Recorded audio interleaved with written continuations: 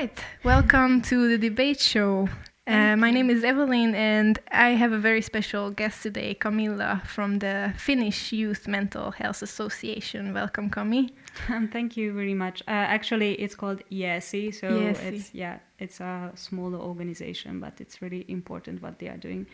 So Thank you. It's nice to be here. Thank you for coming. And I think today's topic is very actual and very accurate, or how to say, like for me especially, it's very kind of timely. And it's about the burnout of Generation Z and Millennials, so the two, so to say, youngest generation.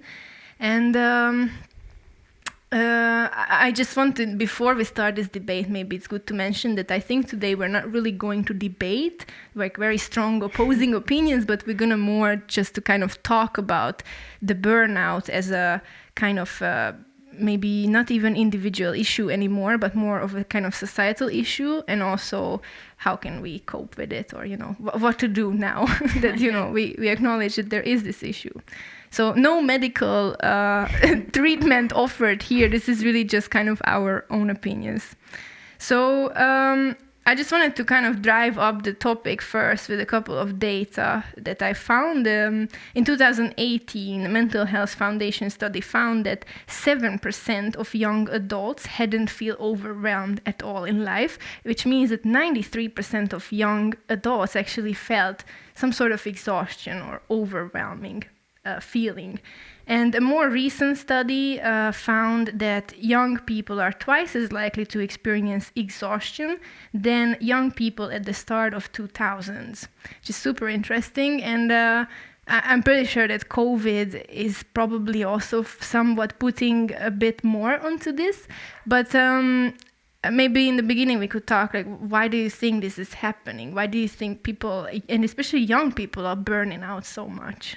Yeah, sure. I think there are so many aspects of it. So I don't know where to start, but I feel observing just myself, like how I grew up and what has changed since, I stepped into my 20s. For example, I know that studying and working and all these different sphere of life is just comes to one, like you have a cell phone and basically you have non-stop access to all the information and to everyone. So I think it's already a little bit overwhelming because we can't filter this amount of information through, and maybe the feeling that we have to be always accessible and then we have to always respond. It maybe puts us in a situation in which we feel exhausted or exhaustion or something like that.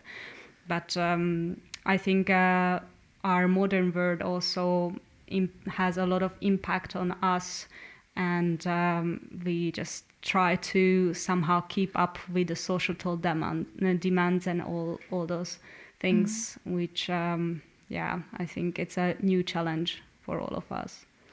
Yeah, I agree. And I also think that COVID, in a way, is really putting the mark on this, especially. I don't know if you have any experience in this remote studying or teaching, but I know for myself that it's totally different. As you said, that, we always have to be available, and then whether it's work or whether it's studying. I mean, it doesn't mean that, we are not doing anything just because we're at home, but I think it can feel, in some way, it can feel like that, we are just like, oh, I'm not doing anything because I'm here at home, but at the same time, we're overwhelmed with all kinds of information. Do you have any experience in this?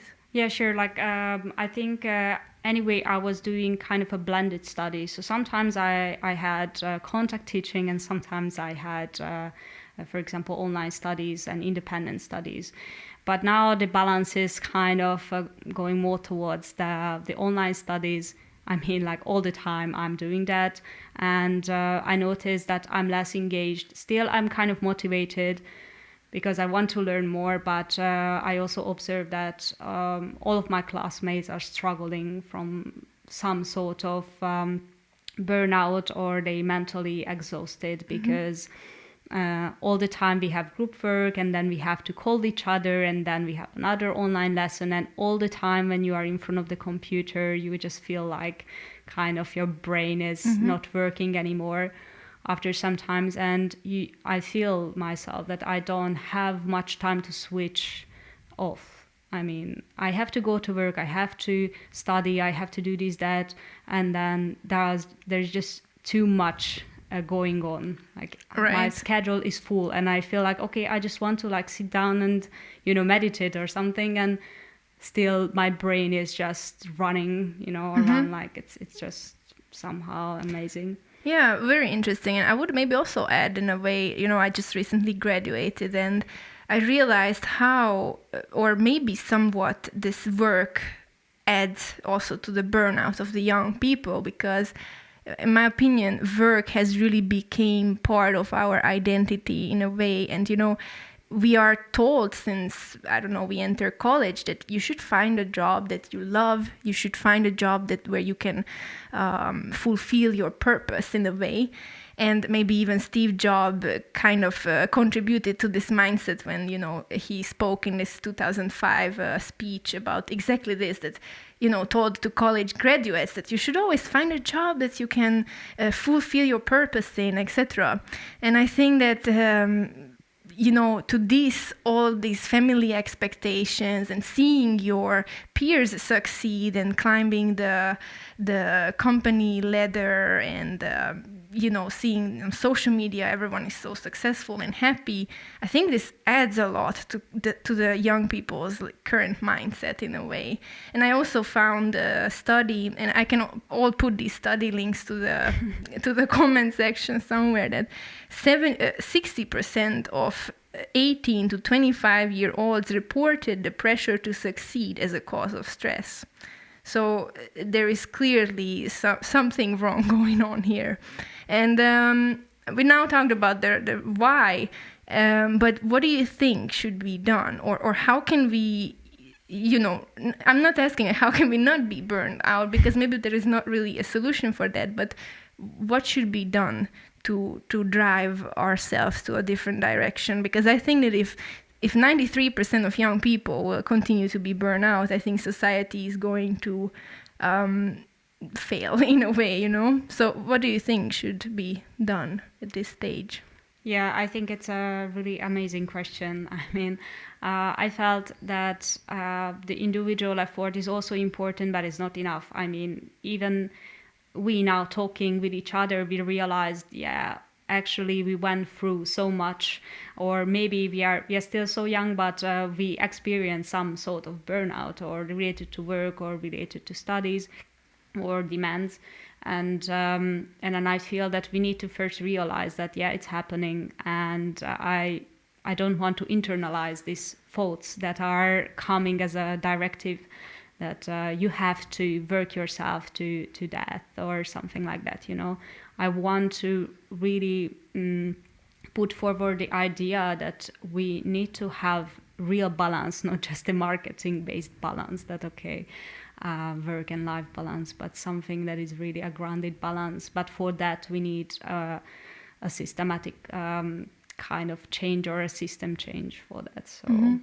Yeah, I see it the same way, that it's not anymore an individual issue, and there has to be something done on a larger scale, and maybe starting to kind of acknowledge that this exists, like on a real base, not just on this marketing aspect you mentioned, and maybe also because I feel that mental health already is becoming maybe more of a topic that people really talk about, but I still feel that there's not enough talk about this. And still, I personally, as a young person, I feel that if I have some mental issues, I try to deal with them myself. Why should I tell about it to anyone? And why should I come across as someone who has some issues? I don't want that. And I think this is really bad that we still think that, but it's not really our fault in a way. If there would be less this kind of stigma around it, I feel that that could be solved. And maybe that has to start in, I don't know, I was just thinking if there was, if already in early age they would teach us at school how to deal with difficult thoughts, or how to deal with someone who has these difficult thoughts, that it would kind of lessen the stigma in a way. And maybe as just a kind of personal experience, also I can just share that when I felt a bit overwhelmed and burned out, I found meditation as a kind of practice to somewhat just sit for 10 minutes. And really, I feel that 10 minutes is the only time in the day when I just don't do anything and I just concentrate on myself. And in a way, I'm not saying it helped, and I'm not saying that anyone should do that, because, if you cannot put that to your daily routine, don't stress about it. But if you have that 10 minutes and if you remember to do a simple meditation, or maybe even guided,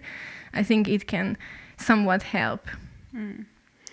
Yeah, I can relate to that, but I also feel that we need to acknowledge that what kind of privileges we are having, right? So, for example, I can study online. That's already like a big thing. Like, how many people don't have access, and how many people are lagging behind because of these technical issues or low standard of living. So we need to also think that